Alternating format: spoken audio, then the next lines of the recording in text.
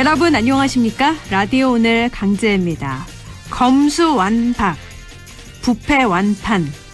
검찰 수사권의 완전한 박탈은 부패를 완전히 판치게 한다. 중대범죄수사청 신설에 강한 반대의 뜻을 밝히며 윤석열 검찰총장이 한 얘긴데요. 이 말을 마지막으로 윤 총장은 검찰을 떠나게 됐습니다. 오늘 오후 2시 검찰총장 사퇴 의사를 밝혔죠. 윤 총장은 입장문을 통해서 이날을 지탱해온 헌법 정신과 법치 시스템이 파괴되고 있다. 그 피해는 오로지 국민에게 돌아갈 것이라며 중수청 반대 입장을 거듭 드러냈습니다. 정계 진출에 대한 명시적인 언급은 하지 않았는데요. 하지만 검찰에서 제 역할은 여기까지라면서 지금까지 해왔듯이 앞으로도 제가 어떤 위치에 있든지 자유민주주의와 국민 보호하는 데 온 힘을 다하겠다고 밝혀서 여운을 남겼습니다. 윤석열 검찰총장의 사퇴가 어떤 파장을 불러오게 될까요? 검찰개혁은 이제 새로운 시즌이 시작될 것 같습니다. 3월 4일 목요일 라디오 오늘 광고 듣고 시작합니다.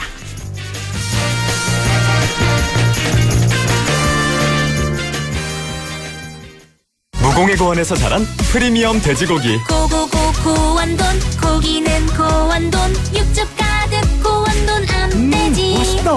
고고고 고원돈, 고기는 고원돈, 부드러운 고원돈 암돼지.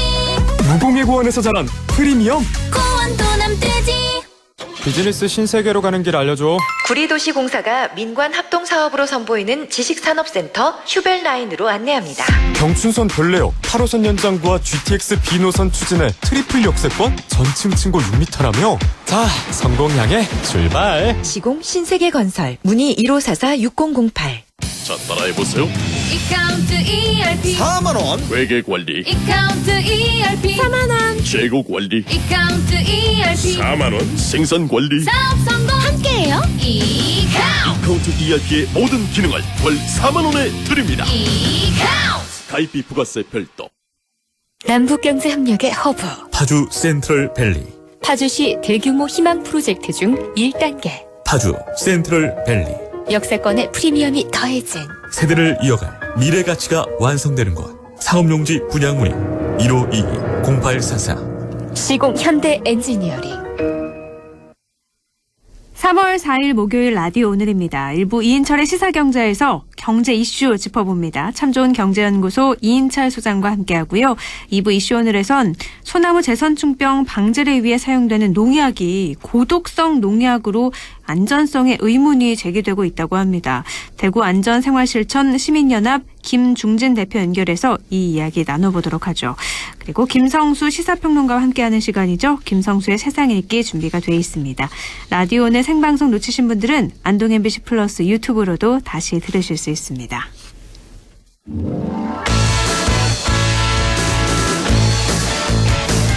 이인철의 시사경제, 경제 이슈 짚어보겠습니다. 참 좋은 경제연구소 이인철 소장 함께합니다. 소장님 안녕하세요. 예, 안녕하세요. 네, 한국은행이 발표한 자료를 좀 살펴볼 텐데 지난해 코로나19 영향으로 우리 경제가 마이너스 성장을 기록했고 1인당 국민소득도 2년 연속 감소했다고요? 그렇습니다. 지난해 우리나라의 이제 1인당 국민 총소득 GNI가 2년 연속 줄었습니다. 그래도 이제 3만 달러 선은 유지를 했는데요. 네. 한국은행에 따르면 지난해 이 달러화 기준 1인당 국민 총소득은 3만 1,755달러입니다. 이게 1년 전에 비해서는 한 1.1%가 줄어서 2년 연속 감소세를 나타낸 것인데, 이 1인당 국민 총소득 GNI는 뭐냐? 이제 국민들의 평균적인 생활 수준을 보여주는 지표입니다. 네. 우리나라의 경우에는 지난 2017년 국민소득 3만 달러 시대를 열었고요.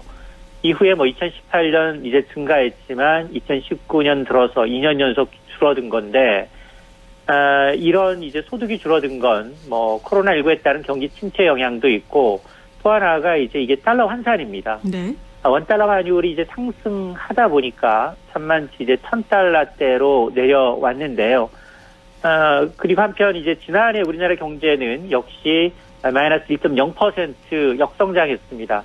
지난 1월에 발표했던 이제 속보치와 동일한데, 이렇게 마이너스 성장한 것은 이 국제통화기금, 이 외환위기가 닥쳤던 1998년 마이너스 5.1%를 기록한 이후 네. 22년 만에 처음입니다. 그럼요. 이렇게 우리나라 경제 성장에 마이너스를 기록했고 국민소득도 2년 감소했다고 하면 2년 연속 감소한 것에 초점을 둬야 될까요? 아니면 떨어졌지만 3만 달러 위를 기록했다. 이 점을 좀 집중해서 봐야 될까요? 글쎄요, 이제 홍남기 경제부총리도 말을 하고 있습니다만 지난해가 워낙 이제 코로나 팬데믹이라는 특수성을 감안하게 되면 지난해 이제 플러스 성장을 한 것은 국가별로 보면 중국과 대만 정도를 제외하고는 없습니다. 네. 거의. 그러다 보니까 상대적으로 좀 선방했다라는 거고요. 그리고 그럼에도 불구하고 우리가 이제 국민소득 3만 달러 시대에서 그냥 머물고 있다라는 점에서 지금 거의 한 4, 5년째 머물고 있다라는 점에 대해서는 다소 우려의 표시를 하고 있습니다.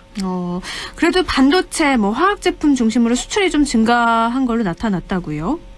그렇습니다. 수출도 나쁘지 않았고요.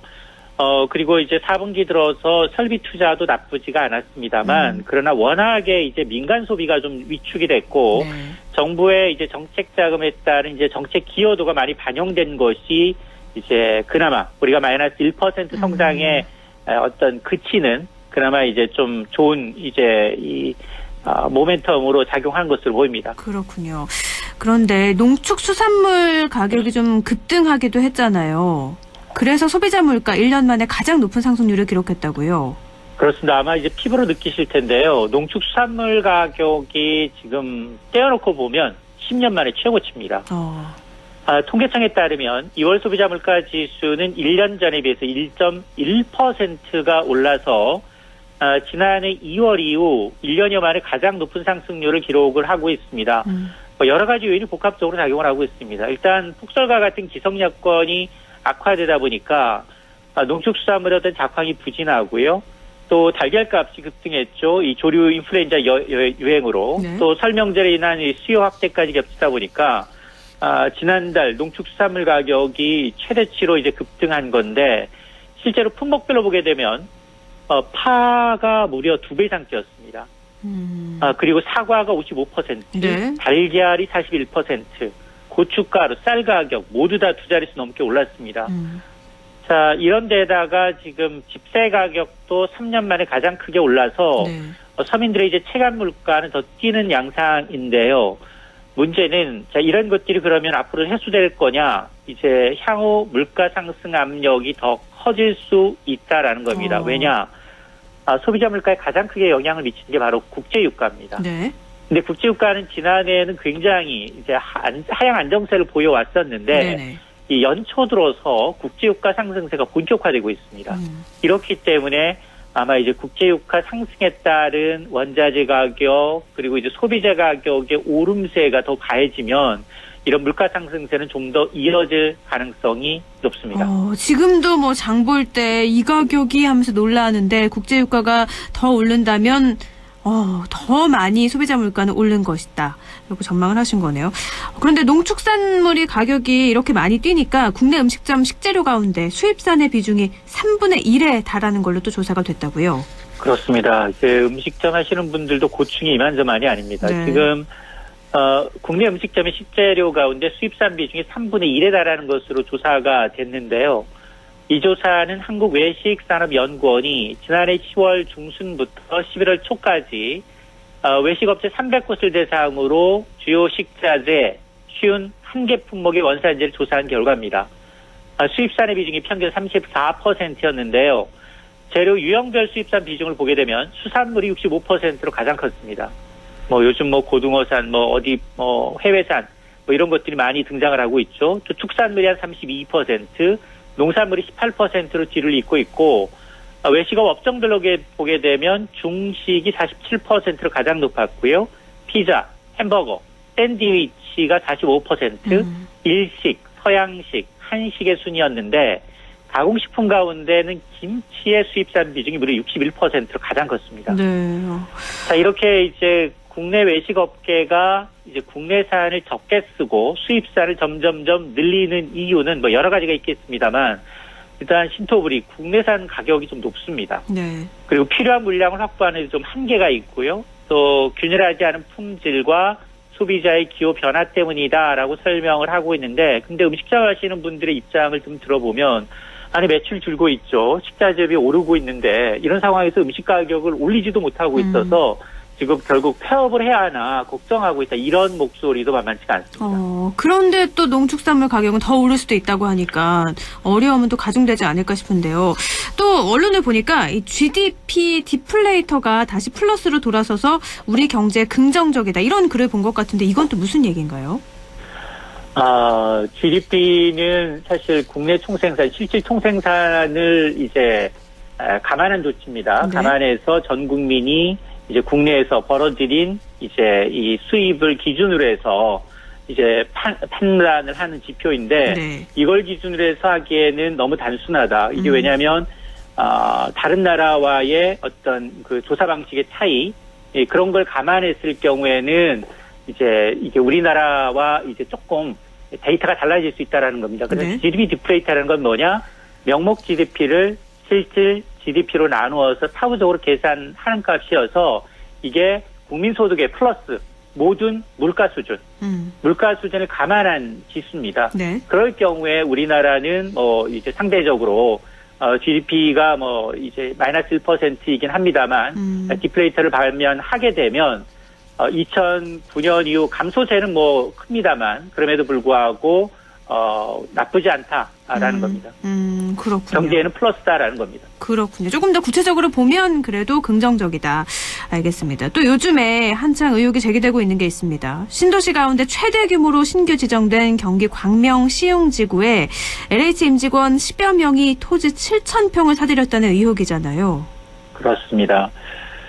지금 사실은 이 소식 때문에 지금 LH 공사 직원들의 신도시 투기 의혹이 점차 이제 일파만파 확산이 되고 있는데요. 네. 그제 참여연대 민변의 기사회견 직후에 국토부와 LH가 자체 조사를 착수했는데 조사 결과 LH 직원들이 사들인 땅이 더 추가로 드러난 겁니다. 네. 기자회견에서 공개된 건 대부분 시흥 지역 땅이었는데 새로 찾아낸 곳 4곳은 모두 광명 지역입니다. 네. 정부는 LH 직원 13명이 시흥에 10곳, 광명에 4곳을 사들였고요. 직원 1명은 광명과 시흥에 각각 한 곳씩 2곳을 구입을 했는데 이들 직원들 가운데는 토지보상 업무를 담당하는 고위직 담당 사업본부장도 있다는 겁니다. 네네. 이번 조사는 이제 광명 시흥 신도시의 땅 소유자가 6,600여 명, LH 직원 10,000명의 명단 하나씩 대조하는 방식으로 이루어졌어요. 네. 그래서 LH 직원이 본인 명의 실명 투자한 것만 찾아냈을 뿐 사명 투자한 건 찾아내지 못했습니다. 예를 들어서 조사가 확대가 돼서 가족이나 지인 이름으로 구입한 사명 투자자가 더 나올 수 있다라는 겁니다. 지금 그래서 결국 3기 신도시 전체 대상으로 이렇게 전수조사를 하기로 한 거잖아요. 그렇습니다. 오늘 LH공사가 사과문을 냈습니다. 네. 이번 사안의 엄중함을 깊이 인식하고 재발이 없어야 한다라고 재발 방지 대책까지 얘기를 했는데 어제 이제 문재인 대통령이 이와 관련해서 신도시와 관련해서 관계자, 가족들의 토지 거래까지 철저히 조사하라라고 했기 때문에 전수조사를 하겠다라는 겁니다. 네. 자, 이렇게 되면 지금 조사 대상이 광명과 신흥시 이외에도 3기 신도시로 꼽히는 남양주, 하남, 인천, 고양, 부천 모두가 대상입니다. 그리고 오늘 이제 정부의 합동조사단이 공식 출범을 하게 됐는데, 자, 이렇게 되면 지금 그 시민단체는 이미 이제 고발을 했기 때문에 네. 경찰의 수사도 이제 속도를 낼 것으로 보이고, 경찰은 이제 토지 구입 과정에서 과연 내부 정보가 이용됐는지, 그 자금 조달하는데 100억 원 가운데 거의 60%가 대출입니다. 네네. 이 자금 조달에는 문제가 없었는지를 집중 조사하게 되는데 더 큰 문제는 뭐냐면 부당성 정책에 대한 신뢰성입니다. 네. 이샤 주택 공급은 사실 LH 공공주도를 하겠다는 겁니다. 네. 그러면서 이제 수도권 공급 전담 조직을 더 늘리는 방향으로 조직 개편을 추진해 왔는데, 하지만 내부 직원들이 이제 투기 의혹이 불거지다 보니까 어떤 공공성과 정책의 신뢰성에 대해서는 상당히 타격이 불가피한 상황입니다. 또 말씀하신 것처럼 이렇게 투기 의혹 상당수가 LH에서 보상 업무를 하는 사람들이었다라는 게 밝혀지면서 정말 큰 타격을 입지 않을까 싶기도 한데요. 이번 조사로는 그럼 차명 계좌로 이렇게 구매를 한 것도 모두 다 좀 적발할 수 있을까요?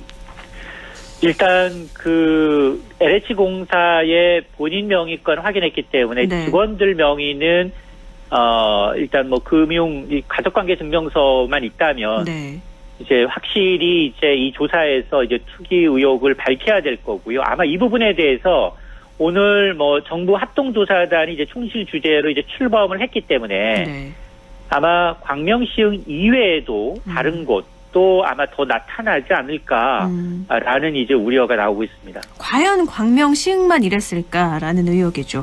알겠습니다. 네, 이런 와중에 또 금융위원회가 청년층 또 신혼부부 같이 주택 실수요자들을 대상으로 한 주택대출 규제를 일부 완화하기로 했다고요.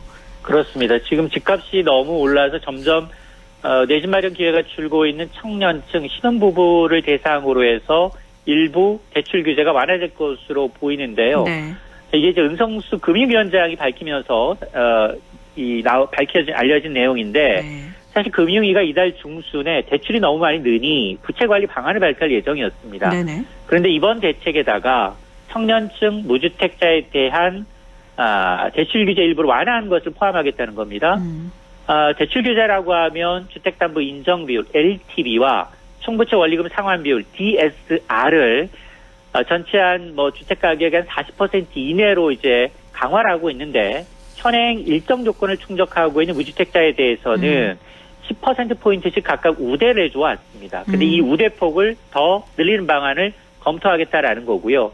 또 하나가 정책 모기지의 만기를 현재는 최장 30년까지 돈 빌려주면 반드시 원리금을 갚아야 되는데 네. 이걸 40년으로 확대하는 방안도 고민을 하고 있는데 이런 것은 주택 실수요자에게까지 너무 과도하게 규제를 적용하고 있다라는 지적을 반영한 조치입니다. 그럼 이번 조치가 투기 과열지구나 조정 대상 지역 대출에도 적용이 되는 건가요? 일단 무주택자이면서 이제 청년층 신혼부부의 경우에는 네. 아직 뭐 구체적인 윤곽이 드러나지 않았지만 네. 아마 크게 제한을 두지 않을 가능성이 높지만 그럼에도 불구하고 투기 지역이나 서울이나 수도권의 경우는 주택 가격이 너무 높습니다. 네. 평균 가격이 9억 원, 10억 원 웃돌다 보니 이런 데서 9억 원을 넘을 경우에는 주택 대출이 잘 안 나오거든요. 그래서 아마 이걸 어떻게 이제 금융당국이 좀 판단을 할지 여부를 좀 지켜봐야겠습니다. 그렇군요. 또 얘기를 보니까 주택담보대출 가능 금액을 산정할 때 현재 소득뿐만 아니라 미래 소득까지 감안해서 한도를 늘린다고 하는데 미래 소득은 어떻게 좀 감안을 할 수 있는 건가요? 현재 직장을 다니고 있다면 네. 현재 직장에서의 이제 급여를 보게 되면 보통 우리가 이제 신입사원이 제일 낮고 대리, 과장, 부장 정도의 정점을 찍으면서 조금씩 이제 낮아지는 형태이기 때문에 네. 평균 지금 이 근로기간 같은 경우에는 근속연수 같은 경우에는 이제 지금 평생 직장 개념이 좀 사라졌지만 이런 걸 다 감안하다 보면 젊은 층의 경우에는 대출이 잘 안 나간다는 겁니다. 네. 집값은 너무 많이 올랐죠. 대출은 오히려 줄어드니 오히려 이런 걸 이제 40년까지 이제 확대하겠다라는 건데 아마 이제 그런 것들이 아마 금융당국이 고민할 대목인 것 같습니다. 그럼 어떻게 보세요? 이번에 이렇게 대출을 늘리면 부동산 시장이 다시 뜨거워질 수도 있지 않을까 우려의 목소리도 있는데요. 글쎄요. 이게 지금 청년층과 신혼부부의 실수요자들에 한해서만 네. 이제 대출 규제를 허용하는 거지 네네. 일반적인 1주택자나 다주택자 그리고 다른 분들은 적용 사항이 아니기 때문에 네네. 이것이 또 투기로 이어질까 이 여부는 사실 좀 투기로 이어질 가능성은 좀 적지 않나라고 봅니다. 저는. 시장에 미치는 영향은 미미할 것이다 이렇게 보고 계시네요. 알겠습니다. 오늘 여기까지 듣자 말씀 고맙습니다.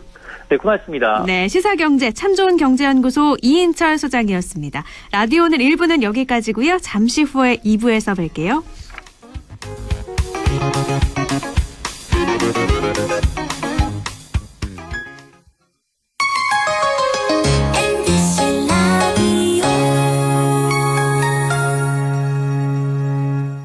할인점보다 더 실속 있고 편의점보다 더 편리하게 살 수 있는 곳, 시장보다 더 정이 넘치고 백화점보다 더 품격 있는 곳, 이런 곳이 없을까요? 네, 우리 동네 우리 할인점 홈마트가 있습니다.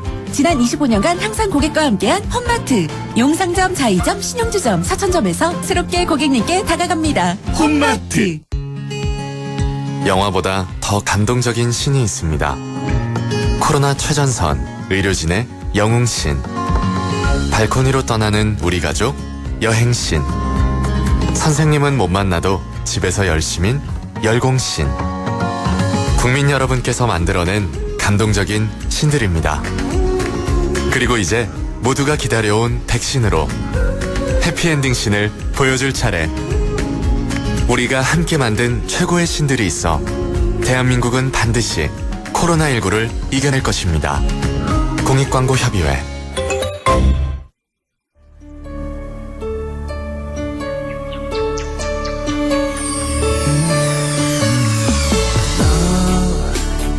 마음을 열어줘.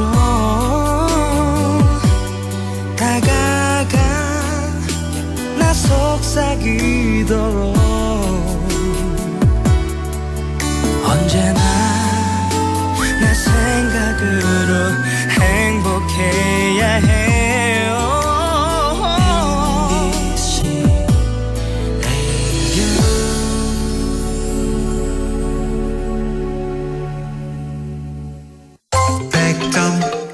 MBC 라디오.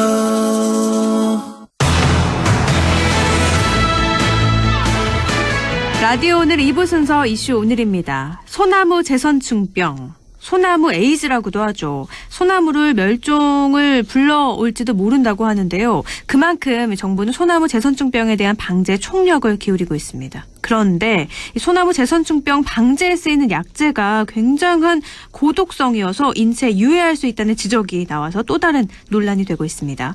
그래서 대구안전 생활실천 시민연합 김중진 대표 연결해서 이야기 나눠보죠. 대표님 안녕하세요.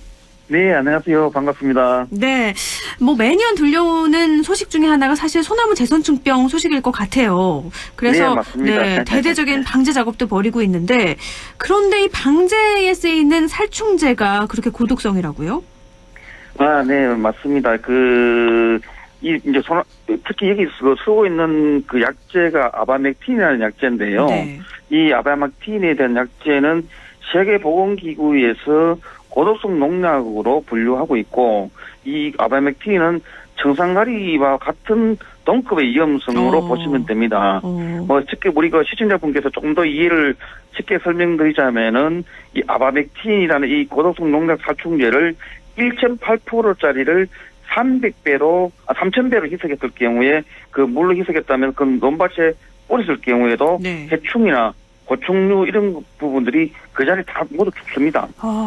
그러다 보니까 이러한 부분들이 미국 같은 경우에는 이런 약품을 사용할 경우에는 사용자 취급 2년까지 받아야만이 사용하는 가능한 그런 고독성 농약인데도 불구하고 이걸 우리가 지금 대구 경북 특히 경북 지역에 약 40% 이상 사용하고 있는데. 그리고 여기 또 참고로 이 고독성으로 기준하는 이 세계 기준에 보면은 LD50이라고 해서 우리가 5에서 50mg/kg인데 특히 우리가 일명 알기 쉽게 ppm으로 이렇게 환산할 수 있는데 네. 아바맥틴 같은 경우는 8.7mg/kg입니다. 그리고 우리가 또 많이 알고 있는 청산가리는 5mg/kg로서 큰 차이가 없습니다.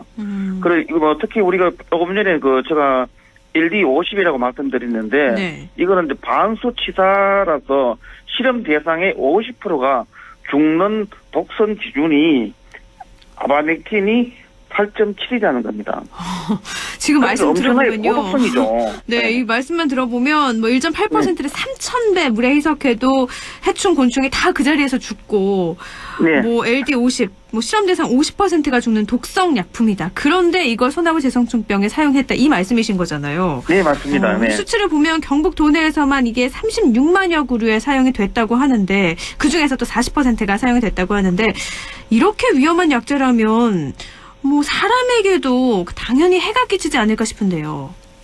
네, 그 부분 때문에 저희들도 이런 문제점을 제기하고, 이런 고독성 약품을 이렇게 이제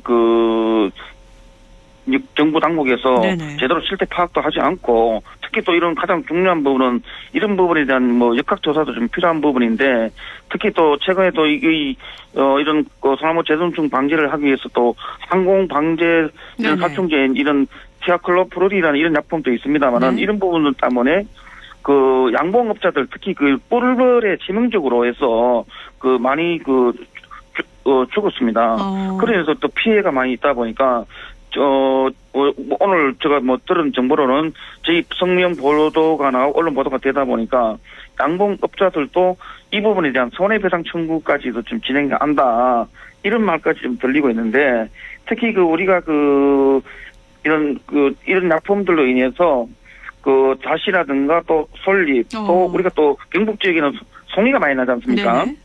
이런 송이가 나고 또 특히 또 우리 산에서 나는 임산물들 있죠. 나물이라든지 일산나물 이런 부분에도 이런 약품들이 방제로 인해서 농약 성분이 잔류가 됐는데 이런 거에 대한 실태 조사나 역학 조사가 전혀 없습니다. 그러면 이 소나무 재생충병 방제에 이 아바맥틴이라는 약재가 언제부터 사용이 된 건가요? 지금 사용된 거는 꽤 한 16년 정도 된 걸로 이렇게 나오면 꽤 오래됐죠. 그렇게 오랫동안 사용이 됐고 심지어 우리가 먹는 걸로 쓰이는 솔잎, 송이에도 영향을 미친다고 하면 여간 심각한 문제가 아닌데 어떻게 이런 일이 가능했을까요? 사실 이 부분도 아마 저희들이 이거를 작년도에 산림청에서 방제 약품에 대한 약종 선정 회의가 있는데 네네. 했는 자료를 저희들이 입수해서 조사하는 과정에서 발견했습니다. 네네. 그런데 거기서 보니까 이 약종 선정 회의를 지난 할 때 이런 특히 고독성 농약에 대한 이런 부분들을 또 식용까지 확대한 거예요. 그럼 확대할 때도 이런 무슨 근거가 있는 것도 아니고, 네. 그러면 그래서 저희들이 여기에 대한 성분에 대한 성적서를 달라고 하니까 성적서는 또 없어요. 저희들한테 줄 수도 없고 그걸 농약 제소 회사한테 물어봐라. 네. 이렇게 하면서 회피하고 있고 그래서 저희 단체에서 도저히 안 되어서 이것도 국회 차원에서 진상 요구를 했습니다. 대구 안전생활 실천 시민연합에서 이런 문제를 제기했을 때 그럼 산림청에서는 계속 잘 모르겠다는 회피 입장을 나타내고 있는 건가요? 네, 맞습니다. 지금 여기에 대한 부분들에 대해서 세부적인 자료를 달라면 없고 특히 또 국회에서도 요구했는데도 불구하고 거기 아직까지 자료를 안 주고 있다는 거는 네. 결과적으로 여기에 위해성에 대한 안전성에 대한 검증 성적 이걸 해서 그렇게 해서 결정이 돼야 되는데 그런 것도 없이 선정되었다는 것에서 매우 큰 문제다 이렇게 볼 수 있죠. 그러니까 산림청에서 이런 약종을 모두 다 선정을 해서 정해서 써도 된다라는 걸 허가를 한 걸 텐데 그런 네, 시험 성적서를 좀 알려달라고 한 건데 그것마저 공개를 안 하고 있다는 거고요. 네, 맞습니다. 그렇군요. 특히 이런 부분에서 또 저희들이 이제 산림청에다가 이런 식품 의약안전처에서 농약 잔류 허용 기준이 있거든요. 네네. 또 이게 이제 산림청하고 또 이게 또 먹는 먹거리에 대한 부분은 또 식품의약안전청에서 관리하지 않습니까? 네. 거기에 또 보면은 우리는 잔류 허용 기준이 있는데 이런 작물에 대한 잔류성 시험 성적서를 바탕으로 해서 약종 선정을 해야 되는데 네네. 이거는 엄밀히 이야기하면은 업무 소관이 좀 다른 부분인데도 불구하고 산림청에서 이 약품을 비식용에서 식용으로 확대한 부분도 좀 잘못되었고 또 이러한 부분들을 자료를 당연히 공개를 요구하면 해줘야 되는데도 불구하고 공개 처리하지 않고 있고 아직도 그 자료를 못 내놓고 있다는 거는 좀 어떻게 보면 이게 무슨 문제가 있는지 근본적인 문제점을 지금 찾아야 되지 않느냐. 그래서 좀 저희들도 지금 이 부분에서 계속 지금 언급을 하고 있는 그런 사안입니다. 그러게요. 16년 동안 이렇게 사용됐다고 하면 이미 땅에도 축적된 농약이 굉장히 많을 텐데 그것도 좀 문제고 말씀하신 것처럼 근본적인 대책이 필요할 것 같은데요. 이 고독성 농약. 2012년 6월 정부의 고독성 농약 시중 유통 금지 조치로 인해서 국내에서 유통이 될 수 없는데 이게 보통 농약으로 둔갑이 돼서 사용이 됐다는 거죠? 네, 맞습니다. 예. 그 당시에 정부에서는 맹독성과 고독성 농약을 이제 분류하면서 이 부분에 대해서는 특히 생산이나 유통 판매 금지 조치를 했지 않습니까, 당시에. 네. 그런데 정부에서 12년도 당시에 이 아바맥틴이라는 이런 고독성 농약을 어떻게 해서 보통 독성으로 둔갑시켜갖고 소나무 재생충 약재뿐만이 아니고 과일이나 채소 등 이렇게 광범위하게 농약 살충제로 사용하고 있다는 지금까지 있다는 데 또 문제고 또 아시다시피 또 우리가 또 이런 우리가 많이 우리 시민들이 국민들이 먹고 있는 채소류 중에 특히 상추 같은 경우는 네. 국내 기준하고 해외 기준하고 차이가 너무 많습니다. 지금 국내 기준을 보시면 해외 기준 대비하면은 약 70배 높은 기준으로 이렇게 관리되고 있는데 그러면 뭐 우리나라 국민들은 또 그 잔류 농약의 이런 성분들을 높게 관리해도 문제가 없다는 거냐? 이거는 아니잖아요. 그래서 이런 부분에 대해서도 그 국내 기준이 너무 높게 설정돼 있는 부분 또 하나 이런 그 고도성 농약으로 분류하는 부분을 그 넘어가기 위한 그런 기준을 상향했지 않는다는 의심이 좀 들 수밖에 없다. 이렇게 좀 판단이 됩니다. 지금 이 소나무 제선충 방제만이 아니라 과일과 채소류에도 실제 농민들이 사용하고 있다는 말씀이신 거죠? 예, 맞습니다. 지금 그리고 또 이런 먹는 먹거리 부분하고 또 우리가 또 우리 그 쓰고 있는 조경수라든가 우리 또 이런 일반 우리 뭐 그런 각종 나무들이나 이런 여러 가지 부분에서 그 응애제를 제거하기 위해서 이 성분들이 많이 들어가고 있습니다. 사실 상추 같은 거는 제대로 이렇게 씻기가 쉽지 않잖아요. 그래서 잔류 농약 기준이 굉장히 중요할 텐데 이것도 국제 기준보다 70배나 높다고 하니까 정말 큰 뭔가 문제가 있는 것 같은데요. 이게 국제적 기준에 그러면 맞춰야 하는 게 아닐까 이런 생각도 들거든요. 네, 맞습니다. 지금 저희들이 계속 요구하는 부분이 왜 그 기준은 국제 기준을 따르면서 어떻게 해서 이런 아바맥틴이라는 이런 고독성 살충제를 보통 농약으로 분류했느냐는 거의 문제입니다. 그런 거가 문제고 특히 또 그 산림청에서 또 이렇게 말하는 부분에서 또 그 아바맥틴 1.8% 희석하면은 고독성이 보통 농약으로 뭐 되기 때문에 문제 없다고 하는데 그거는 있을 수 없는 내용이거든요. 앞에서 제가 말씀드렸지만은 3,000배를 희석해도 그 반수치사량이 50%가 다 죽는데 어떻게 해서 그렇게 냈느냐. 그리고 여기서 또 저희들이 지난 2월 16일 날 저희들이 이제 국회에 진상 요구하면서 마침 또 국회 농산위원회가 열렸어요. 그때 관계되어 있던 국회의원분이 산림청장한테 질의를 했습니다. 아바맥틴 1.8% 희석하면은 고독성이 보통 녹성으로 되어서 사용하는데 문제 없다는 산림청장에 대한 답변이 나왔는데 거기에 대해서 당시 국회의원께서 산림청장한테 그러면 청산가리를 희석하면 문제가 없느냐고 질의하자. 그러면 산림청장이 국회 속기록까지 좀 삭제를 해달라. 그럼 결과적으로 이 무슨 문제가 많이 있다고밖에 볼 수 없지 않습니까? 그렇죠. 그러면 산림청에서 말한 1.8%를 희석하면 문제가 없다는 걸 잘못됐다는 걸 인정한 셈이죠. 그러면 실질적으로 이런 고독성 농약에 대한 그러면 예를 들어 임상에 대한 문제 없다는 성적표를 내놓던가 뭐 결과가 있어야 될 거 아닙니까, 그죠? 그러게 말입니다. 또 그리고 또 중요한 거는 아바맥틴을 사용하면은 2년 동안 거기 입상 금지라든가 또 특히 이런 농산물 채취 금지하라는 팻말이 다 부착됩니다.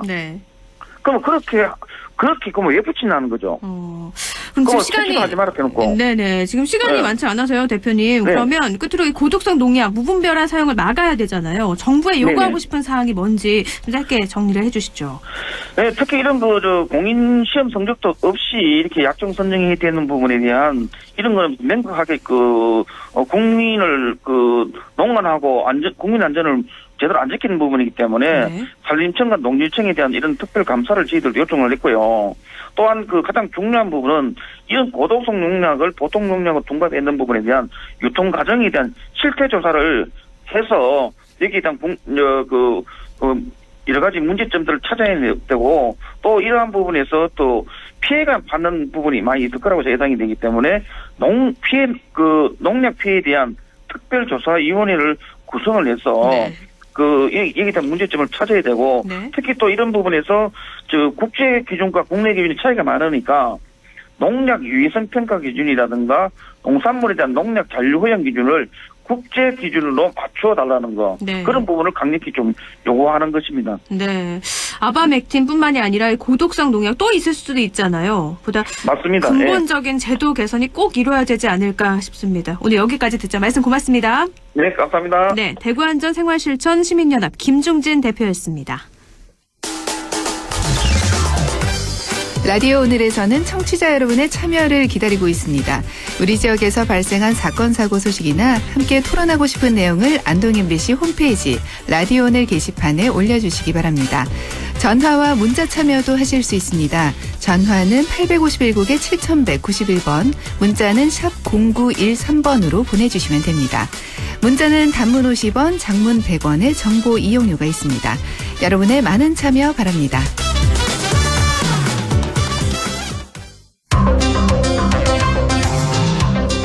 김성수의 세상 읽기, 김성수 시사평론가 함께합니다. 안녕하세요. 안녕하세요. 김성수입니다. 네. 지난해 영화 기생충이 있었다면 올해는 미나리가 있는 것 같아요. 문화 소식에 계속 빠지지 않고 등장을 하고 있는데 어제 개봉이 됐는데 박스오피스 1위를 차지했다고요? 예, 그렇습니다.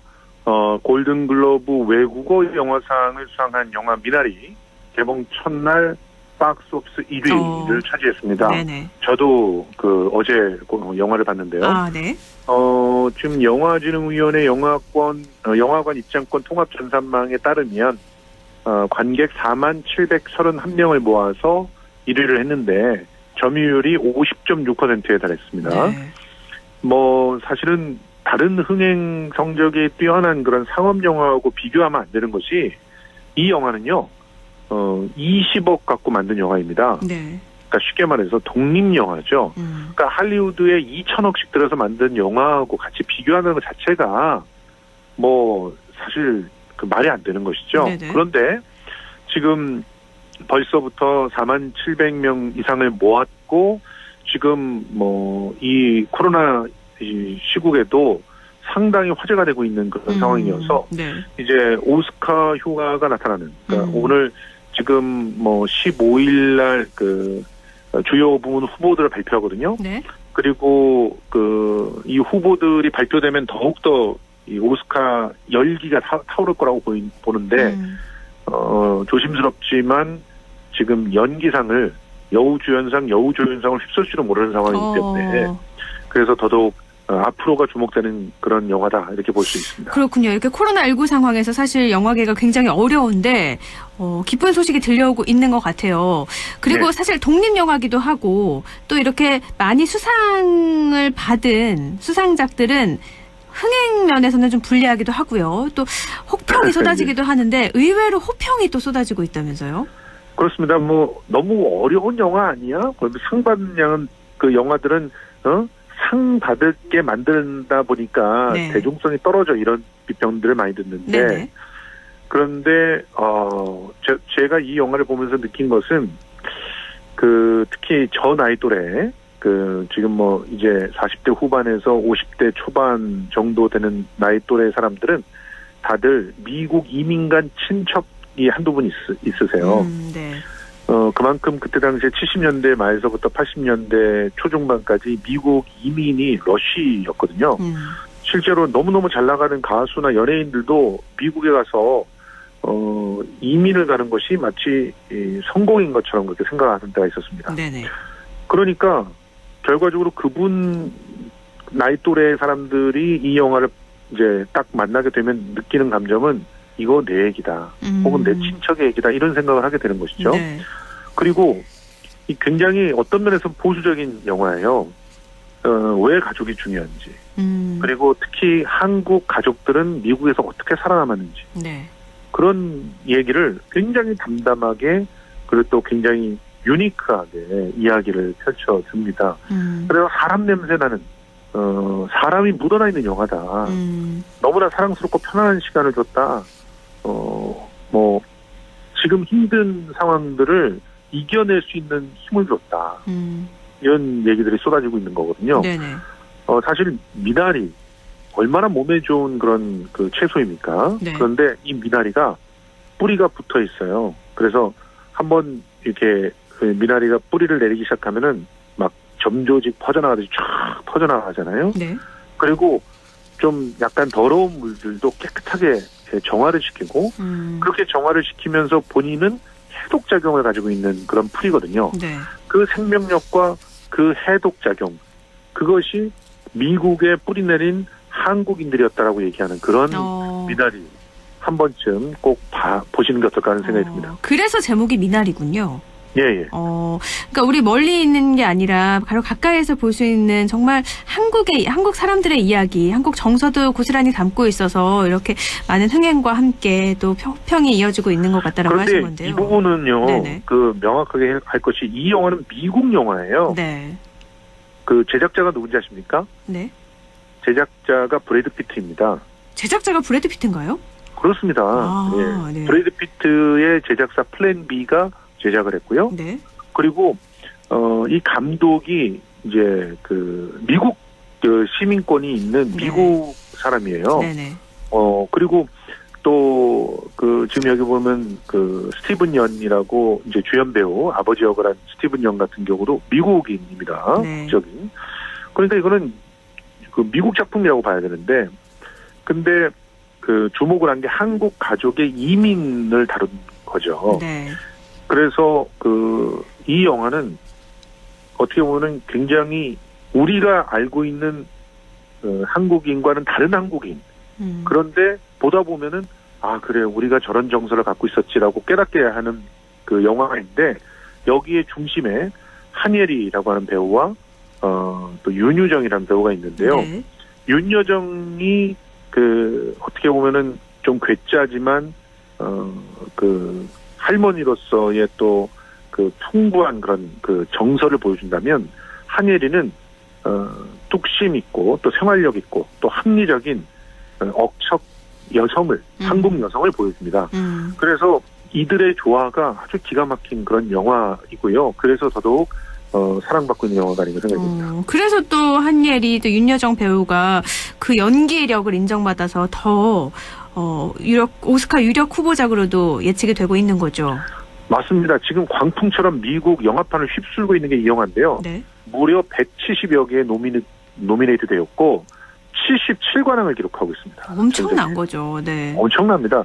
배우 윤여정은요, 연기상만 26관왕에 올랐습니다. 26관왕이요. 네. 지금 믿겨지지 않는 기록이에요. 사우스 이스턴, 캐나다 밴쿠버 비평가협회 여우조연상을 석권했고요. 지금 미나리로만 전미 비평가위원회, LA 비평가협회, 워싱턴 비평가협회, 보스턴 비평가협회, 샌프란시스코 그 비평가협회, 시애틀 비평가협회, 뉴욕 온라인 그 영화상, 또 그레이터 웨스턴 뉴욕, 오클라호마, 캔자스시티, 그야말로 지역 전체를 다 휩쓸면서 네. 여우 조연상 혹은 여자 연기상을 트로피를 거머쥔 거예요. 그러니까 이런 상황에서 윤여정과 한예리가 동시에 오스카 연기상을 받을 수도 있다. 지금 윤여정은 여우 조연상으로 간다면 네. 한예리가 여우 주연상을 받을 수 있다 얘기되고 있는데, 네. 왜냐하면 이 영화에서 보시면 아시겠지만 성공 열쇠가 한예리예요. 현실에 안주하지 않고 새로운 기회를 찾지만, 그렇지만 또 합리적으로 그 자기의 살 길을 찾아야 되고, 그러면서도 남편이 갖고 있는 꿈을 존중해 주려고 노력을 해요. 네. 이런 여성상 미국에서는 찾기가 힘들죠. 솔직히 페미니스트의 그 어떤 시각으로 보면 굉장히 짜증나는 캐릭터일 수도 있는데, 네. 이 여성이 지금 일부 매체에서는 2020년 가장 위대한 연기다 이렇게 평가를 받고 있기 때문에, 특히 또 한예리가 직접 노래를 부른 미나리 OST 레인송이 오스카 예비 후보로 올라갔어요.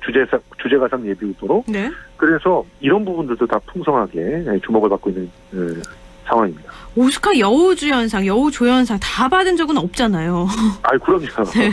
이번에 받으면 정말 기생충에 이어서 이렇게 미나리가 한국 K 컬처라고 해야 될까요? 그렇죠. 한국 문화를 알리는 새로운 계기가 되지 않을까, 도약하는 그런 계기가 되지 않을까 싶은데, 말씀하신 것처럼 제작진에도 관심이 많이 쏠리고 있죠. 예, 미국 이민 2세인 정의삭 감독, 이분은 14년 전에 아프리카 루안다 대학살의 상흔을 담은 데뷔작 문유랑 가보라고 하는 작품을 만들어서 칸 영화제에서 이미 주목을 했고요. 네.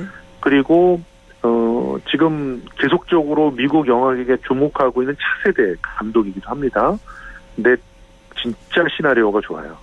이런 시나리오를 쓴다라고 하는 게 네.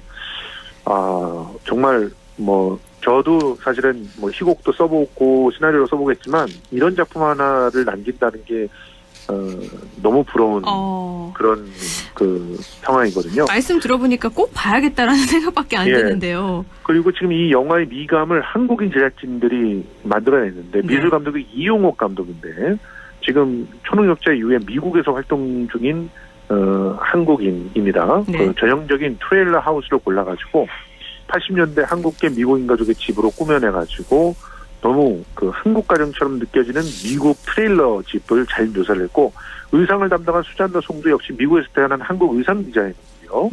그리고 또 넷플릭스 드라마 기묘한 이야기의 촬영 감독 라클란 밀르는 이 정희석 감독하고 잘 그 궁합을 맞춰가지고 영화 속에 그 참 아름다운 영상미가 드러나는 부분들이 곳곳에 있는데 그런 영상미를 완성해 줬습니다.